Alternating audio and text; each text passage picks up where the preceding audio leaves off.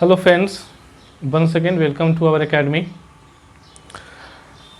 जैसा कि आप लोग को पता है कि हम लोग ने जो है अभी तक टेंस कंप्लीट कर चुके हैं।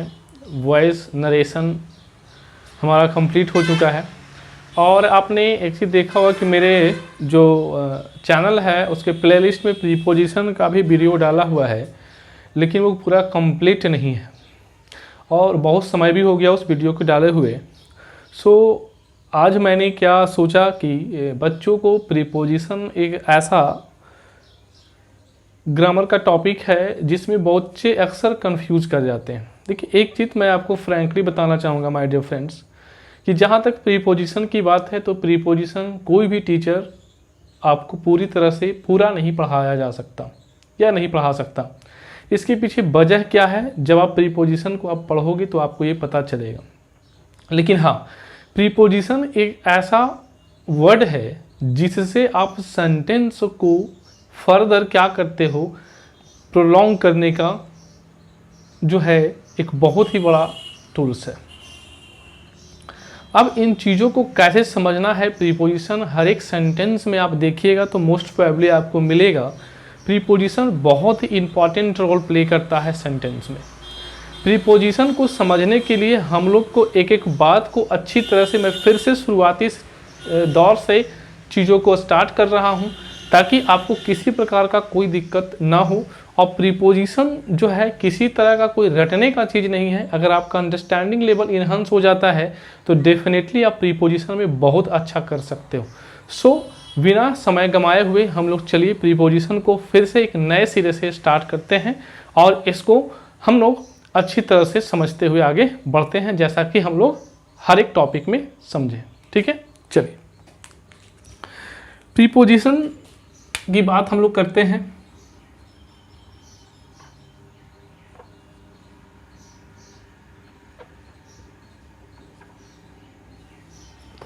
प्रीपोजिशन आई थिंक ये विजिबल नहीं है आप लोग को।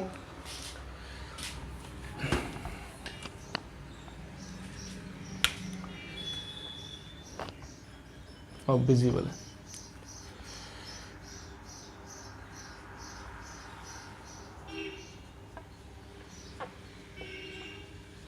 प्रीपोजिशन, इस वर्ड को मैंने पहले भी वीडियो में डिफाइन किया है, तो आप उस चीज़ को आप देख सकते हैं। वहाँ से हम लोग यहाँ पर जो स्टार्ट कर रहे हैं प्रीपोजिशन को हम शुरुआती दौर से आप लोग के बीच लाए हैं। प्रीपोजिशन को सबसे पहले हम लोग डिफाइन करने की कोशिश करें, जो कि डेफिनेशन से भी बहुत सारी बातें हम लोग को पता चलती हैं। तो हम लोग जब प्रीपोजिशन की बात करते हैं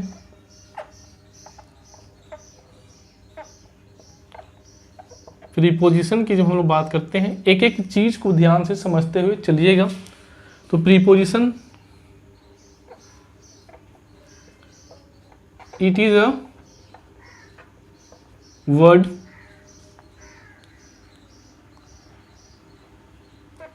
which is placed before noun or pronoun। ये एक ऐसा वर्ड है जो नाउन और प्रोनाउन से पहले इसको हम लोग प्लेस करते हैं, कि यानी उसके पहले रखा जाता है। अब भाई एक बात आता है कि सर नाउन प्रोनाउन से पहले तो हम लोग एडजेक्टिव को भी प्लेस करते हैं, तो इसके फर्दर क्या होता है, क्यों करते हैं? To show the relation with other words. अब इस डिफिनेशन को ध्यान से समझिएगा। प्रीपोजिशन जैसा कि लिखा हुआ एक वर्ड है, वर्ड जैसी हम लोग बात कर रहे हैं तो वर्ड यहाँ पर क्या है, पार्ट्स ऑफ स्पीच हमारा हो गया, पार्ट्स ऑफ स्पीच। जो क्या करता है, प्लेस किया जाता है किसके पहले, नाउन और प्रोनाउन से पहले प्रीपोजिशन को हम लोग प्लेस करते हैं। क्यों प्लेस करते हैं? To show the relation with other words, यानी अदर वर्ड्स की जो हम बात करते हैं तो ये भी हमारा क्या हो गया, पार्ट्स ऑफ स्पीच की ही बात कर रहा है, पार्ट्स ऑफ स्पीच की बात कर रहा है। ठीक है, आप देखो दुनिया का कोई भी वर्ड को आप ले लो तो आपको वो पार्ट्स ऑफ स्पीच जो हमारे टोटल 8 है वो इसी कैटेगरी में आता है।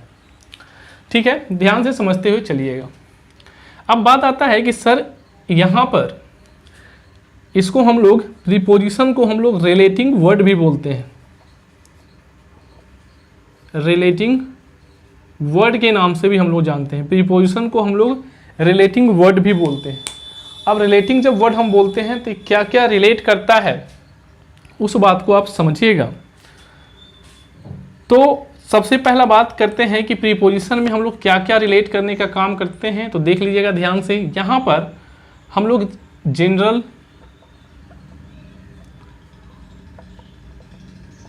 एक जनरल प्रीपोजिशन की हम लोग बात करते हैं। एक हमारा हो गया फ्रेजल वर्ब, जो आपको पता होगा फ्रेजल वर्ब क्या होता है। फ्रेजल वर्ब जो हमारा है वो कैसे बनता है, वर्ब से के साथ हम लोग प्रीपोजिशन को लिखते हैं, वर्ब प्लस प्रीपोजिशन, इससे हमारा फ्रेजल वर्ब बनता है। और फ्रेजल वर्ब की जब हम बात करते हैं तो इसमें हम लोग लिटरल मीनिंग नहीं होता है, इसका जो शाब्दिक अर्थ है इसका हम लोग इम्प्लाइड मीनिंग की बात करते हैं। किसकी बात करते हैं बाबू, इम्प्लाइड मीनिंग, लिटरल मीनिंग नहीं होता है, इसका इम्प्लाइड मीनिंग होता है। ठीक है, उसके बाद हम लोग आगे बात करते हैं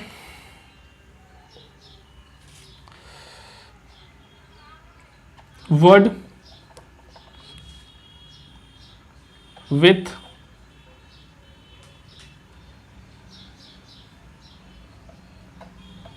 फिक्स्ड प्रीपोजिशन, जो कुछ वर्ड्स होते हैं जिनके साथ हम लोग फिक्स्ड प्रीपोजिशन का यूज करते हैं। किसका यूज करते हैं हम लोग, फिक्स प्रीपोजिशन का यूज करते हैं। एक और बात कर ले, जो प्रीपोजिशन का सबसे इंपॉर्टेंट हिस्सा होता है, जो किताबों में अब आपको अधिकतर जो है टीचर इस चीज को छोड़ देते हैं, जिसको हम लोग बात करते हैं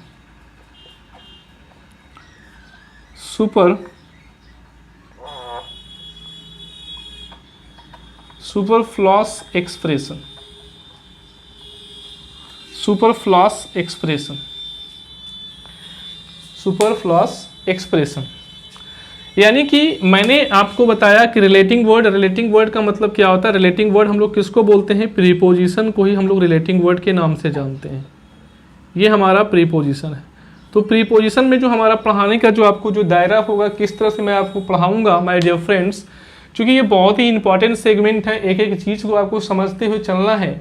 तो सबसे पहले तो हम लोग बात करेंगे जनरल प्रीपोजिशन की, उसके बाद हमारे पास आता है फ्रेजल वर्ब, जिसमें हम लोग आपको बताया कि वर्ब प्लस प्रीपोजिशन इसके साथ आता है। तो उसमें क्या होता है कि उसका जो लिटरल मीनिंग ना होके जो है इम्प्लाइड मीनिंग होता है, यानी कि उसको आप शाब्दिक अर्थ देखेंगे उस वर्ड का तो उस तरह का मीनिंग नहीं निकलेगा, इसका एक अलग ही अर्थ निकलेगा जो इम्प्लाइड होता है। ठीक है ना।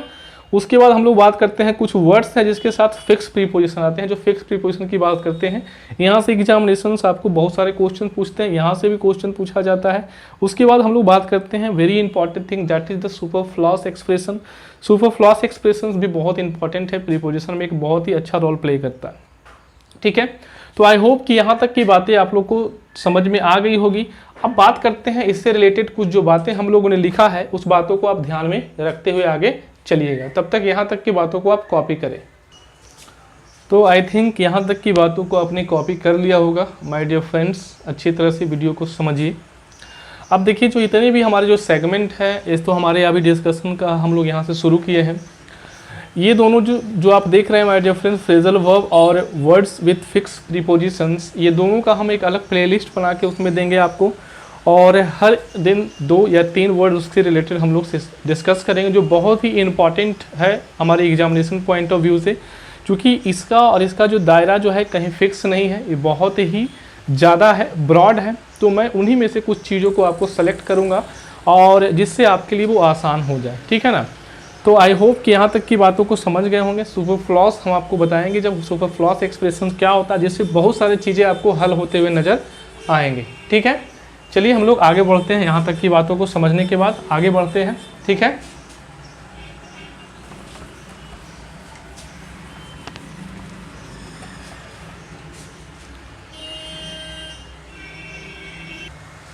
चलिए अब देखिएगा आगे, ध्यान से समझिए। कंसेप्ट को अगर आपने अच्छी तरह से समझ लिया माय डियर फ्रेंड्स, क्वेश्चन जो एग्जामिनेशन में पूछी जाती है वो बहुत ज़्यादा कंसेप्ट बेस्ड होता है प्रीपोजिशन का। तो आप इसको समझिए, क्योंकि हमारा जो फ्रेजल वर्ब होते हैं और जो फिक्स प्रीपोजिशन होते हैं वो तो आपका रटा हुआ चीज़ होता है, लेकिन यहाँ पर कंसेप्ट का क्वेश्चन एग्जामिनेशन ज़्यादा पूछता है। अब समझिएगा कि हम लोगों ने डिफिनेशन को देखा तो क्या देखा कि प्रीपोजिशन एक वर्ड है, ये हमारा प्रीपोजिशन हो गया, और प्रीपोजिशन को जो हम लोग प्लेस करते हैं इसके बाद हम लोग क्या लिखते हैं, नाउन या प्रोनाउन लिखते हैं, प्रोनाउन लिखते हैं। यानी इससे एक बात समझ में आ गया कि प्रीपोजिशन के बाद हम लोग को नाउन या प्रोनाउन लिखा हुआ रहना चाहिए, तभी प्रीपोजिशन आएगा। ये बात हमारे पास हुआ। इसका मतलब तो ये हुआ कि प्रीपोजिशन के बाद नाउन या प्रोनाउन आएगा, या नॉन प्रोनाउन से पहले प्रीपोजिशन आएगा। यानी कि कंडीशन ये है कि नाउन और प्रोनाउन होना चाहिए। ये बात तो मैंने आपको समझाया। अब ये कह रहा है कि नाउन एंड प्रोनाउन के पहले आके क्या करता है, रिलेट करने का काम करता है, रिलेशन बनाने का काम करता है अदर वर्ड्स के साथ, है ना। तो किसके किसके साथ ये रिलेशन बनाने का काम करता है, जरा वो भी देख ले हम लोग, है ना। रिलेशन किसके साथ बनाता है, तो ये जो है, जब हम लोग इसके रिलेशंस की बात करते हैं माय डियर फ्रेंड्स, तो ये हमारा नाउन के साथ रिलेशन बनाता है। हाँ, बनाता है, नाउन के साथ ये रिलेशन बनाएगा। ठीक है, प्रोनाउन के साथ बनाएगा,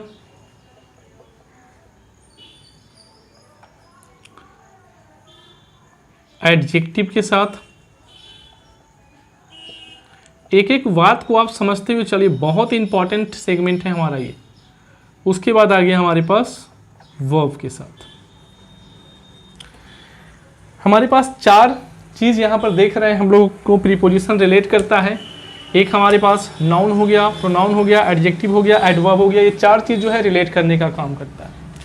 अब इन चार चीज़ को जब रिलेट करता है प्रीपोजिशन के साथ, तो आपको एक चीज़ समझना बहुत ज़रूरी है कि प्रीपोजिशन और नाउन और प्रोनाउन के साथ हम जब प्रीपोजिशन को कोरिलेट करते हैं, तो कोरिलेट करने के बाद ये जो बात आप देख रहे हैं प्रीपोजिशन के साथ जो आप नाउन और प्रोनाउन को जो कोरिलेट कर रहे हो, ध्यान से समझिएगा, नाउन और प्रोनाउन को जो कोरिलेट कर रहे हो वो बनता क्या है, या तो वो एडजेक्टिव बनता है या तो वो एडवर्ब बनता है। ध्यान से समझिएगा, या तो वो एडजेक्टिव बनेगा या तो वो एडवर्ब बनेगा। ये बात मैंने आपको क्या बताया, ये बात आपको समझ में आएगी। एग्जाम्पल के थ्रू मैं आपको समझाना चाहूँगा, है ना।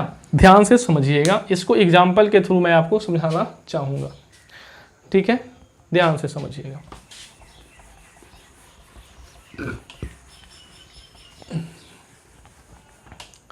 कुछ एग्जाम्पल लेते हैं, उस एग्जाम्पल्स को हम लोग देखते हैं। छोटे से उसको डायग्राम में हम लोग उसको पार दें। प्रीपोजिशन के साथ हमारे पास नाउन और प्रोनाउन लिखा हुआ मिलता है। ये कोरिलेट करता है नाउन को, ये कोरिलेट करता है प्रोनाउन को, ये कोरिलेट करता है एडजेक्टिव को, और ये कोरिलेट करता है वर्ब को। ये मैंने छोटा सा यहाँ पर लिख दिया। और अब बनाने का ये क्या काम करता है, या तो ये एडजेक्टिव बनता है या तो ये एडवर्ब बनता है। ठीक है, अब मैं आपको इस चीज़ को समझाता हूँ। एक एग्जाम्पल के साथ हम चीज़ों को समझने की कोशिश करेंगे। ध्यान से एक एक बात को समझते हुए चलिएगा। हमने लिखा Ram is in the class, Ram is in the class. दूसरा सेंटेंस हमने लिखा Ram saw the teacher in the class।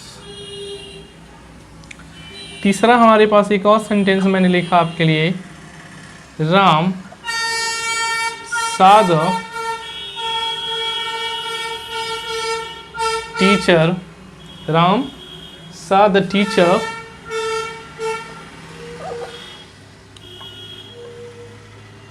angry with the class। चौथा मैं आपके लिए एक और लिख दूं, Ram came in the class। अब ये 4 सेंटेंस मैंने आपके सामने लिखा, ये चारों सेंटेंस को आप समझने की कोशिश कीजिएगा, बहुत इंपॉर्टेंट कंसेप्ट यहां पर छिपा हुआ है। अब देखिए यहां पर हमारे पास राम एक क्या है, नाउन है। इज जो है एक हमारा लिंकिंग वर्ब है। लिंकिंग वर्ब क्या होता है, आपको एक बार छोटा सा मैं एक ब्रीफ इसका छोटा सा एक डिस्कशन मैं आपको बता दूं। हालांकि लिंकिंग वर्ब तो बहुत डिटेल डिस्कशन इसका हम लोग करेंगे जब वर्ब पढ़ेंगे, लेकिन लिंकिंग वर्ब आप एक चीज़ जान लो, जो हम लिंकिंग वर्ब की बात करते हैं माय डियर फ्रेंड्स, तो लिंकिंग वर्ब के बाद हमारे पास क्या आता है, सब्जेक्ट कॉम्प्लीमेंट आता है। सब्जेक्ट कॉम्प्लीमेंट आता है। सब्जेक्ट कॉम्प्लीमेंट क्या होता है, जो ऑब्जेक्ट के जगह पर आता है, अब वो इंफॉर्मेशन किसका कंप्लीट करता है, सब्जेक्ट का कंप्लीट करता है, उसी को हम क्या बोलते हैं, सब्जेक्ट कॉम्प्लीमेंट बोलते हैं। ये सब्जेक्ट कॉम्प्लीमेंट या तो नाउन हो सकता है या तो ये एडजेक्टिव हो सकता है। क्या हो सकता है, लिंकिंग वर्ब के साथ क्या आता है, सब्जेक्ट कॉम्प्लीमेंट। तो सब्जेक्ट कॉम्प्लीमेंट या तो नाउन हो सकता है या तो वो क्या हो सकता है, एडजेक्टिव हो सकता है। ठीक है, अभी फिलहाल के लिए इतना ही आप समझो। राम, अब देखिएगा इज एक हमारा लिंकिंग वर्ब है। अब यहाँ ये क्या हो गया, ये प्रीपोजिशन हो गया। प्रीपोजिशन किसके पहले आता है, नाउन के पहले आता है। इस नाउन के कारण यहाँ पर हम लोग एक डिटरमाइनर या आर्टिकल का प्रयोग किए हैं। तो ये तो हमारा जो कंडीशन है कि प्रीपोजिशन प्लेस किया जाता है नाउन के पहले, तो नाउन के पहले तो प्लेस किया गया है। अब देखिएगा कि एक्चुअली में अगर आप देखा जाए, इसमें आप क्वेश्चंस करें, राम के बारे में ही तो बता रहा है कि राम, पूछिएगा राम इज वेयर, ये आंसर किसका दे रहा है, वेयर का आंसर दे रहा है। तो वेयर का जब आप आंसर देखोगे माय डियर फ्रेंड्स, तो ये पूरा बात आपको वेयर का आंसर दे रहा है। यानी कि ये जो बात हम लोग वेयर का आंसर दिया, तो वेयर का आंसर जब ये दे रहा है, तो ये पूरा क्या हमने बताया था कि प्रीपोजिशन के बाद जो नाउन प्लस आ रहा है वो क्या बन सकता है, या तो एडजेक्टिव बन सकता है या तो क्या बन सकता है, एडवर्ब बन सकता है। यहाँ इन्फॉर्मेशन किसका दे रहा है, नाउन का दे रहा है। जब नाउन का इन्फॉर्मेशन को जब देता है, नाउन के बारे में कोई क्वालिफाई करता है, तो वो क्या बनता है, एडजेक्टिव बनता है। यानी कि ये पूरा पार्ट यहाँ से यहाँ तक क्या बना, ये हमारा एडजेक्टिव बना। क्या बना, एडजेक्टिव बना। ठीक है, आगे देखिएगा फिर से। राम हमारे पास क्या है, एक सब्जेक्ट हो गया, यानी कि इसको हम नाउन बोले। सा हमारे पास एक वर्ब है। द टीचर, यानी कि ये भी एक हमारा नाउन हो गया। ये हमारे पास क्या है, एक प्रीपोजिशन है। प्रीपोजिशन है, उसके बाद देखिए प्रीपोजिशन किसके पहले आया है, नाउन के पहले आया है। तो सर यहाँ तो ठीक बात है। अब क्लास, राम किसको देखा, टीचर को। ठीक है, अब यहां से देखिए टीचर कहां था, वेयर। तो फिर से आंसर क्या मिल रहा है, इन द क्लास। यानी कि ये नाउन ये टीचर के बारे में बता रहा है ना, इन द क्लास किसके बारे में बता रहा है, टीचर के बारे में। तो फिर से ये क्या हमारा बन गया, ये हमारा एडजेक्टिव बन गया। समझते हुए चलिएगा, बहुत इंपॉर्टेंट डिस्कशन ये हो रहा है, इस चीज को आप समझिएगा। प्रीपोजिशन के प्लेसमेंट को आने से, प्लेसमेंट यानी प्रीपोजिशन को सेंटेंस में आने से क्या इंपैक्ट पड़ता है, वो चीज़ आपको अभी तक पता नहीं, इस चीज़ को आप समझिएगा। अब यहाँ पर देखिएगा फिर से हमारे पास ये नाउन हो गया, ये हमारा वर्ब हो गया, ये हमारा टीचर, यहाँ पर फिर से एक नाउन हो गया। एंग्री क्या है आपका, एक एडजेक्टिव है। अब देखिएगा कि यहाँ पर विथ क्या है, एक प्रीपोजिशन है। देख रहे हैं विथ क्या है, प्रीपोजिशन है। फिर देखिए विथ के बाद एक नाउन या प्रोनाउन आना चाहिए, यहाँ पर नाउन है, कोई दिक्कत नहीं है। लेकिन ये एंग्री के साथ हम लोगों ने विथ, यानी कि किसके बारे में बताया गया है, ये क्लास के बारे में एंग्री, यानी कि एंग्री को क्वालिफाई कर रहा है विथ यहाँ पर। अब देखिएगा, तो जब एडजेक्टिव को क्वालिफाई जब करता है, तो एडजेक्टिव को क्वालिफाई करने वाला ये क्या बन गया, जो एडजेक्टिव को क्वालिफाई करता है वो क्या बन गया, वो एडवर्ब बन गया। वो क्या बन गया, एडवर्ब बन गया। उसी तरह से हमारे पास राम एक हमारे पास सब्जेक्ट बोल लो या नाउन हो गया हमारे पास, केम एक वर्ब हो गया। ठीक है, अब देखिए इन एक प्रीपोजिशन है, तो इस केम का आंसर आप पूछोगे तो वेयर से मिलेगा। राम केम वेयर, तो वेयर का आंसर आपको मिल रहा है केम से, केम का। तो फिर से देखिए इस वर्ब का आप क्वालिफाई करो तो क्या बन गया, एडवर्ब बन गया। क्या बन गया, एडवर्ब बन गया। यानी कि अब आप यहाँ पर एक चीज़ देख रहे होंगे कि देखिए क्या कर रहा है, प्रीपोजिशन एक सब्जेक्ट को क्वालिफाई कर रहा है, यानी कि एक नाउन को क्वालिफाई कर रहा है। देखिए यहाँ भी एक नाउन को क्वालिफाई कर रहा है। उसके बाद देखिए यहाँ पर एडजेक्टिव को रिलेट कर रहा है, यहाँ पर देखिए क्या कर रहा है, एक वर्ब को रिलेट कर रहा है। तो इस तरह से हम लोगों ने चीज़ों को समझने की कोशिश किया। अब बात ये आ रहा है कि सर हमें एक चीज़ समझ में नहीं आ रहा कि आखिर सेंटेंस में प्रीपोजिशन आ क्यों रहा है, किस बेसिस पे प्रीपोजिशन को हम लोग ला रहे हैं। प्रीपोजिशन कहीं भी लिख देंगे, कहीं भी हम लोग को प्रीपोजिशन लिख देंगे किसी तरह से भी, तो नहीं, ऐसा नहीं है। इस चीज़ को आप ध्यान से समझिएगा तो आपको पता चलेगा। आइए इसको भी समझाने के लिए हम लोग कुछ एग्जाम्पल लेते हैं और उस एग्जाम्पल के थ्रू मैं आपको समझाने की कोशिश करता हूं कि प्रीपोजिशन हम लोग आखिर सेंटेंस में लिखते कब हैं। अब जरा सा मैं एक बात आपके सामने करना चाहूँगा। आप जानते हो कि हमारा जो स्ट्रक्चर है, स्ट्रक्चर यानी कि बेसिक स्ट्रक्चर जो हमारा है सेंटेंस का, बेसिक स्ट्रक्चर जो है आपका है सेंटेंस का, बेसिक स्ट्रक्चर की जब हम बात करते हैं, बेसिक स्ट्रक्चर एक सेंटेंस का, ऑफ अ सेंटेंस क्या है, पता है आपको। सब्जेक्ट है, हमारे पास हेल्पिंग वर्ब आ सकता है, इसके बाद मेन वर्ब आ सकता है, उसके बाद ऑब्जेक्ट आ सकता है। यही तो हमारा बेसिक स्ट्रक्चर है सेंटेंस का, समझिएगा। तो ये बेसिक स्ट्रक्चर सेंटेंस का है। तो ये सेंटेंस के बीच में आप देख रहे हैं कहीं भी हमारे पास प्रीपोजिशन आया हुआ है नहीं। अब आप ऑब्जेक्ट की बात करते हैं तो ऑब्जेक्ट भी दो तरह का ऑब्जेक्ट होता है, इस बात को मैंने आपको बताया है। मेरा पहला वीडियो आप देखिएगा, उसमें हमने आपको ये बताया है। तो ऑब्जेक्ट कितने होते हैं, दो तरह के ऑब्जेक्ट होते हैं। एक हमारा होता है डायरेक्ट ऑब्जेक्ट, एक हमारा होता है डायरेक्ट ऑब्जेक्ट, एक हमारा होता है indirect object. Indirect object, direct object क्या होता है, डायरेक्ट ऑब्जेक्ट जो होता है वो वर्ब के इंफॉर्मेशन को कंप्लीट करता है, वो वर्ब के बारे में बताता है, वर्ब के बारे में बताता है। और इनडायरेक्ट ऑब्जेक्ट क्या करता है, इस इनडायरेक्ट ऑब्जेक्ट जो है ये डायरेक्ट ऑब्जेक्ट के बारे में बताता है, यानी कि डायरेक्ट ऑब्जेक्ट के बारे में ये एक्सप्लेन करता है। ये छोटी सी बात हमारी थी। अब सोच के देखिए कि सेंटेंस को अगर हमको आगे लिखना होगा तो कैसे सेंटेंस को हम फॉर्म करेंगे। इसके लिए हम लोग को कुछ एग्जाम्पल की जरूरत होगी। उस एग्जाम्पल को आप पहले समझिएगा तब से पता चलेगा। जैसे हमने लिखा Sita enjoyed the party, Sita enjoyed the party, एक सेंटेंस हो गया। दूसरा सेंटेंस मैंने लिखा Sita enjoyed in the party, समझते जाइएगा, Sita enjoyed in the party.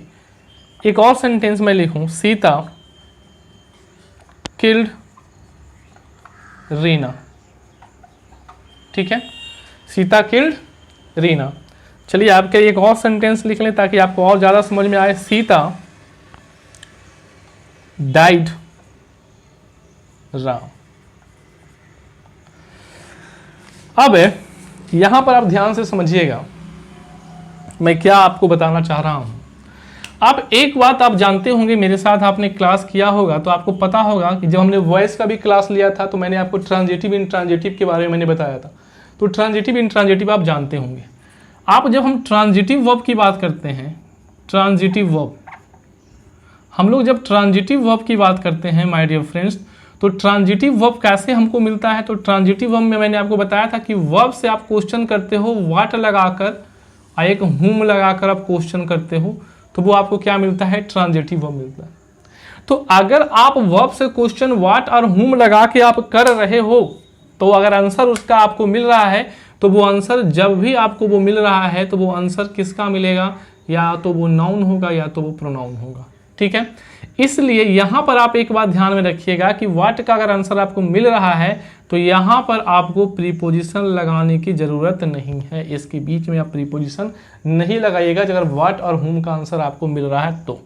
अब बात आता है इनट्रांजिटिव वर्ब का। तो इनट्रांजिटिव वर्ब को आप समझिएगा, मैंने आपको बताया था इनट्रांजिटिव वर्ब के बारे में बताया था। इनट्रांजिटिव वर्ब, इनट्रांजिटिव वर्ब में क्या होता है कि आपको आंसर किसका मिलता है, वेयर का मिलता है, हाउ का मिलता है और व्हेन का मिलता है। ध्यान से समझिएगा, हाउ, वेयर और व्हेन का मिलता है। तो जब इसका आंसर आपको मिल रहा है माय डियर फ्रेंड्स, तो आपको पता है यहाँ पर आपको प्रीपोजिशन लगाना नेसेसरी हो जाता है, आपको प्रीपोजिशन यहाँ पर लगाना होगा।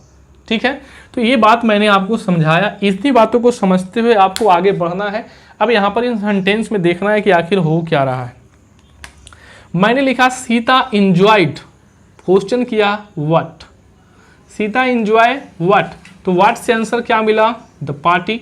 तो यहाँ पर देखिए व्हाट का आंसर है, ये नाउन है, आप यहाँ व्हाट का आंसर मिल रहा है, यानी कि ये हमारा ट्रांजिटिव वर्ब है।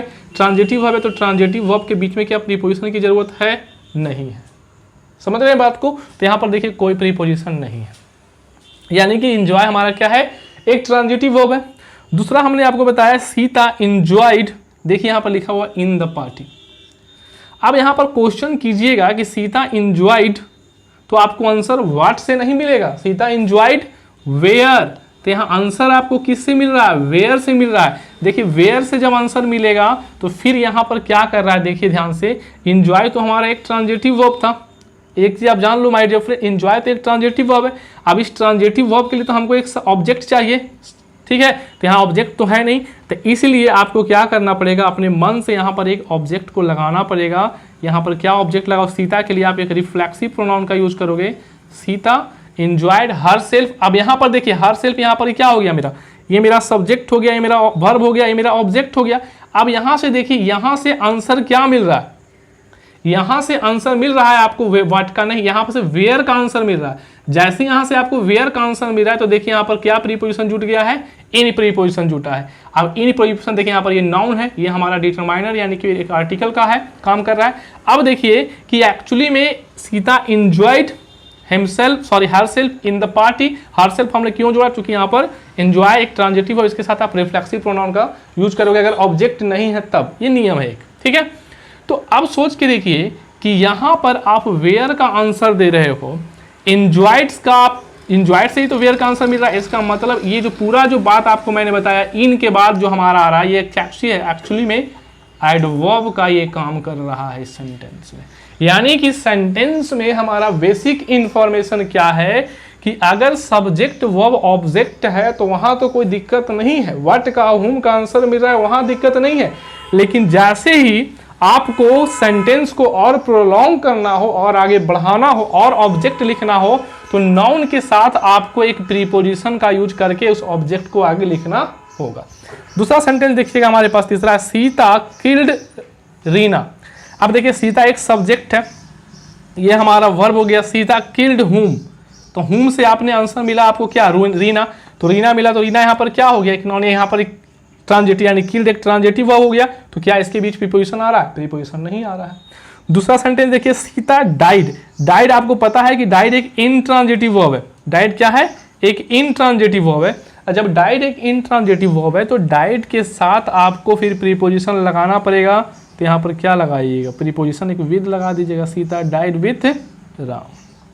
यानी कहने का मेरा मतलब क्या हो गया, पूरे डिस्कशंस को अगर हम सम अप करने की कोशिश करें तो मेरा कहने का मतलब ये हुआ माय डियर फ्रेंड्स कि हमारे पास जब ट्रांजिटिव वर्ब की हम बात करते हैं तो वहाँ पर किसी तरह का कोई प्रीपोजिशन की ज़रूरत नहीं है। लेकिन हमारा देख रहे हैं बेसिक स्ट्रक्चर ये है। इसके बाद अगर हम चाहते हैं कि कुछ और दूसरे ऑब्जेक्ट, और इसके बाद आप चाहो तो जितना सारा ऑब्जेक्ट आप चाहो तो ला सकते हो, लेकिन इस ऑब्जेक्ट को लाने के लिए आप इसके पहले क्या करना पड़ेगा, इसके पहले प्रीपोजिशन आपको पुटअप करना पड़ेगा। यहाँ पर समझ रहे हो बात को। तो आई होप कि मैं यहाँ तक की बातें आपको समझा पाया। प्रीपोजिशन का हमारा जो आज बेसिक वीडियो था बहुत इंपॉर्टेंट था, प्रीपोजिशंस को, इस चीज़ को समझना बहुत ज़रूरी था। हम लोग कल स्टार्ट करेंगे फिर प्रीपोजिशन के बारे में, जनरल प्रीपोजिशन से स्टार्ट करेंगे और वहाँ पर फिर से चीज़ों को लॉजिक्स के साथ समझते हुए हम लोग आगे बढ़ेंगे।